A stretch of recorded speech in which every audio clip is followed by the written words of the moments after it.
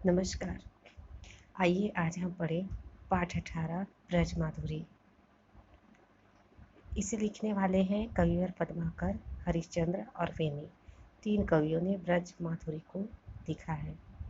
आइए देखते हैं। चिते चिते चारों ओर चौकी चौकी परै त्यों ही, जहाँ तहाँ जब तक खटखट पात है। भाजन सो चाहत ग्वार ग्वालिनी के कछु, डरनी डराने से उठाने रो गात है। कहें पद्माकर सुदेखी सदा दशा मोहन की, शेष हो महेश हो सुरेश हो सिहात है।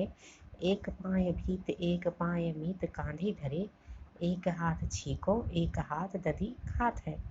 हम सरल शब्दों में इसका भाव समझेंगे, इसका अर्थ समझेंगे, जिससे हम सप्रसंग व्याख्या अगर इसके बारे में लिखना आए तो लिख सकते हैं। चिते चिते चारों ओर चौकी चरे चौकी चौकी परे त्यों है, जहाँ तहाँ जब जब खटखट पात है। देखिए यहाँ चित्रण किया गया है कन्हैया का, मोहन श्री कृष्ण भगवान का, जब वे छोटे थे तो कैसे वे ग्वालिनों के यहाँ जाकर के माखन चुराते थे, अपने दोस्तों के साथ में माखन खाते थे। तो क्या होता है कि जब वे माखन चुरा रहे होते हैं तो जब भी कोई एक पत्ता भी खटकता था, कहने का था थोड़ी भी आवाज़ आती थी, तो वो चारों ओर चौक चौक कर देखने लग जाते थे।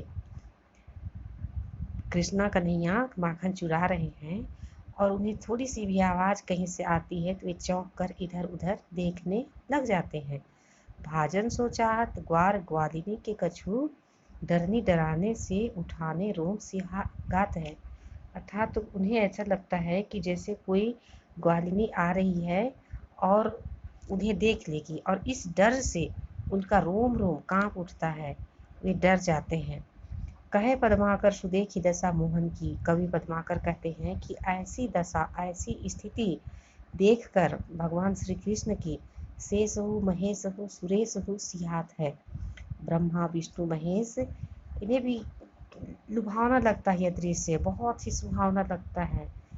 वे इस दृश्य को देख करके ललचाने लगते हैं, कहते हैं कि काश हम भी वहाँ होते और उनके साथ में माखन चुराते। एक पाय भीत एक पाय मीत कांधे धरे। कृष्ण एक पाय भीत, भीत में दीवार, दीवार में एक पांव रख करके दूसरा पैर उनका कहाँ है, मीत, अपने मित्र के कंधे पर। एक हाथ छीको एक हाथ दधी खात है, और एक हाथ छीको, छीको किसको कहते हैं, जिसमें दही टांगा जाता है, जिसमें दही को रखा जाता है, माखन को रखा जाता है, जो रस्सी का बना करके होता है, उसमें दही को रखा जाता है, दही की हंडी को, उसे छींको करते हैं। एक हाथ से उन्होंने क्या पकड़ा है, छींको को, दही टांगने वाली रस्सी को, और दूसरे हाथ से दही खात है, दधी में दही खा रहे हैं। ये कविता पद्माकर के द्वारा लिखी गई है। आगे हम देखें बेनी के द्वारा लिखी गई कविता। पंकज कोश में भृंग फंस्यो, कर तो अपने मन यो मनसुबा, होई गुपरात उठे उएंगे दिवाकर, जाऊंगो धाम परागले खुआ। बेनी सो बीच ही और भई नहीं काल को, ध्यान न जान अजुबा, आए गयंद चबाए लियो, रही गो मन ही मन में मनसुबा। पंकज कोश में भृंग फंस्यो, पंकज मीन्स कमल, कमल की पराग को चूसते हुए जब शाम हो जाता है तो कमल बंद हो जाता है।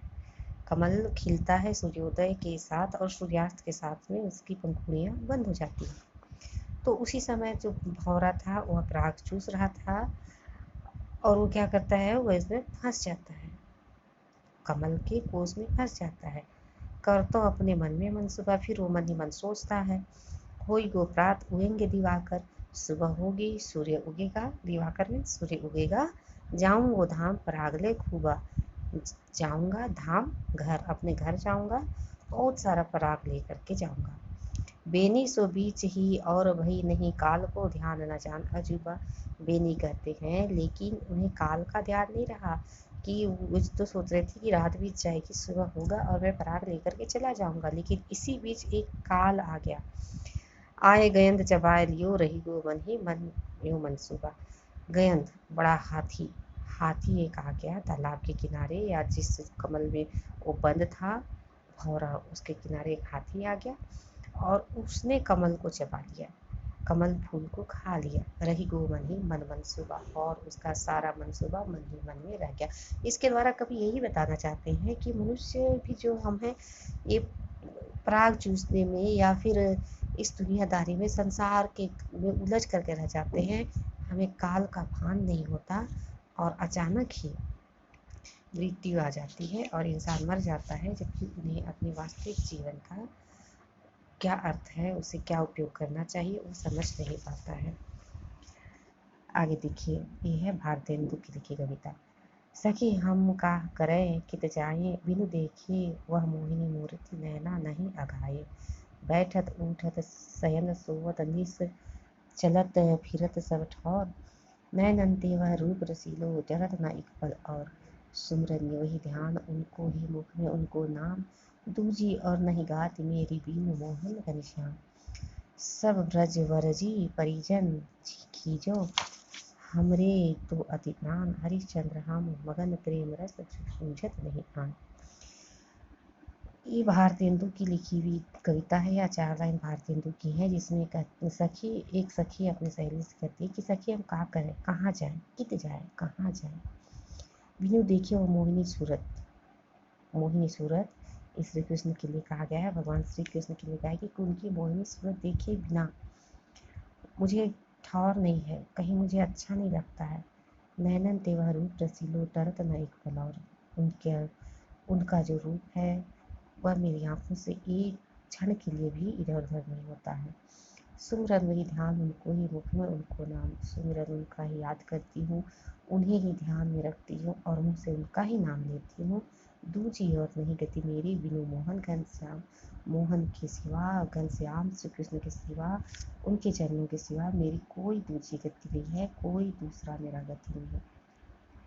सब ब्रज बरजी परिजन खींचो, हमरे तो अति प्राण। सब मेरे जो परिजन हैं, परिवार वाले हैं, ब्रज के लोग हैं, वे मुझ पर गुस्सा करते हैं। हरिश्चंद्र हम मगन प्रेम रसत, सूझत नहीं आन। और हम प्रेम में मगन हैं, मुझे तो कुछ और नहीं सूझ रहा है। धन्यवाद। कविता अच्छी लगी हो तो सब लाइक एंड सब्सक्राइब जरूर करें। धन्यवाद।